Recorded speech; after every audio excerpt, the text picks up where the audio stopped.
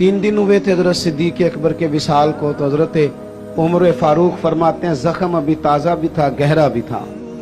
मैं असर की नमाज पढ़ा के ना तो बाहर मस्जिद शरीफ में बैठा था, 2-3 छोटी छोटी बच्चियां सादे से कपड़े, सादा सा लिबास मस्जिद में आई और तोतला लबो लहजा, चाचा आप खलीफा बने? कहा हाँ बेटा मेरी ड्यूटी लगी है। तो कहा आप हमारे साथ चलेंगे? पुत्र कहाँ जाना है? तो बच्चियां कहने लगी हम यतीम बहनें हैं, हमारा भाई कोई नहीं, 5-6 बहनें हैं, वालिद इंतकाल कर गए, हमारे घर में बकरियां हैं। अबू बकर सिद्दीक रोज असर के बाद हमारे घर आते थे, बकरियों का दूध धो के हमें दे जाते थे, कुछ हम बेच लेती थी, कुछ पी लेती थी। चचा 3 दिन हो गए, अम्मा भी रोती है, बहनें भी रोती हैं, कोई नहीं घर में काम करने वाला। मैं उस आदमी की बात सुना रहा हूं जो लाखों मुरब्बा मील के हुक्मरान थे। मैं काउंसलर की बात नहीं कर रहा, उस एमपीए की बात नहीं कर रहा जो आपको सब्ज बाग दिखा के गया तो पलट के आया नहीं। फरमाते हैं कि चलेंगे आप? तो हजरत सैयदना उमर फारूक रदी अल्लाह तआला अन्हु कहते हैं मैं इतना रोया कि मेरी दाढ़ी आंसुओं से भर गई। मैं उठा, चलो पुत्र चलता हूं। आगे आगे वो बच्चियां और पीछे पीछे मैं। रस्ते में एक सहाबी मिले, ऐ अमीरुल मोमिनीन रोते हुए कहां तशरीफ ले जा रहे हैं? फिर रो पड़े, कहने लगे यार ये अबू बकर सिद्दीक तो मेरे लिए रास्ता ही बड़ा मुश्किल कर गया, किस तरह चलूंगा इनकी राहों पर, कैसे ये मैं काम आगे। जिगर राहे वफा में मैं नक्श ऐसे छोड़ आया हूं कि जिस मंजिल से गुजरा हूं वो अब तक याद करती है। ओ यारो हैं ना कुछ अभी भी लोग, कुछ लोग अभी भी हैं जो शाम को इंतजार करते हैं, शाम को अल्लाह खुश रखे। सुने जी, शाम को इंतजार करते हैं कि अगर कहीं से दवा के पैसे आ जाएं तो अम्मा को दवा ले दो।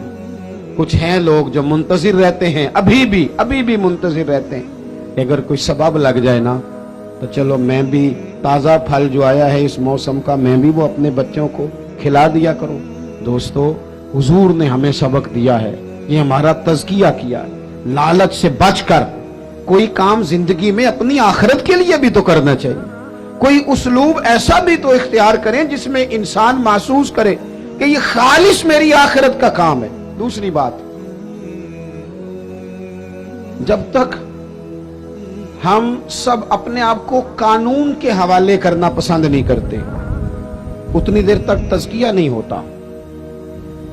एक तबका ऐसा आ गया है कि जो समझता है कि ये कानून किसी और के लिए है, मेरे लिए नहीं। जब तक इंसान अपने आप को पेश नहीं कर, तवज्जो है मेरी बात पर आपकी? मेरी बात पर तवज्जो है आपकी? आपकी कोई सियासी जमात, कोई इल्ला माशाअल्लाह जो इस वक्त काम कर रही है, जो बड़ी बड़ी पार्टियां बनी हुई हैं, उनमें से कोई एक सियासी जमात का कोई एक कारकुन भी कहता है कि मेरे लीडर से फलानी गलती हो गई है? बोल के बताएं, क्यों ये फरिश्ते हैं? ये अपने आप को कानून के हवाले क्यों नहीं करते? वो कोई भी हो, किसी जमात का भी हो। जब ये 3-4 साल पहले हुकूमत आई थी तो एक साहब मेरे पास बड़े दौड़े दौड़े आए, कहने लगे तब्दीली आ गई है मुल्क में। तो मैंने कहा नंबर प्लेटें बदलने से तो तब्दीली नहीं ना आती, इंजन तो सारा वही है, बंदे वही हैं, वो सिर्फ जमातों का लेबल बदल बदल के आ जाते हैं। क्या बात करते हैं आप? इस तरह भी कभी होता है? उन्हें जी अब आ जाएगी, तो मैंने कहा ये नहीं आएगी, इसलिए कि वुजू करने के लिए निरा पानी होना शर्त नहीं, पाक पानी होना शर्त है। वुजू साफ पानी से होता है, इस तरह के पानियों से नहीं होता।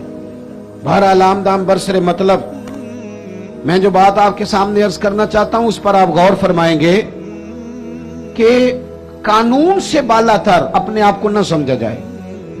हमसे अगर कभी कोई कमजोरी हो जाती है, किसी मकाम पर हम कोई गलती कर बैठते हैं, उसका एतराफ कर लेना, उसको मान जाना, उसको तस्लीम करना सीखें। हमारे घरों के अंदर जंग लगी हुई है इसलिए कि सास कहती है मैं तो गलती कर ही नहीं सकती, और अगर लोग हमारे यहाँ गलती का एतराफ करते भी हैं तो इतना जारहाना होता है कि वो लगता है गलती नहीं, वो तो डंडा चल रहा है। बहू कहती है अम्मा की सारी गलतियां मैं तो कर ही नहीं सकती। अपने आप को तस्लीम के कटहरे में लाएं, मानना सीखें। अगर किसी जगह आप महसूस करते हैं ना कि यहां मैं भी भूल गया था, तो मान लें। बड़े बड़े लोग मान जाया करते थे, बड़े बड़े लोग थे जो रुजू कर लेते थे। तस्लीम करने का, मान लेने का मिजाज बनाएं। आपकी जरूरत है, आप किसी बड़े आदमी को, ताकतवर को कह सकेंगे तू मान जा, तेरे अंदर ये कमजोरी है। कोई मानता है? हम मानते हैं। हाँ ना तो करो ना। गलतियां करते हैं कि नहीं? मानते हैं फिर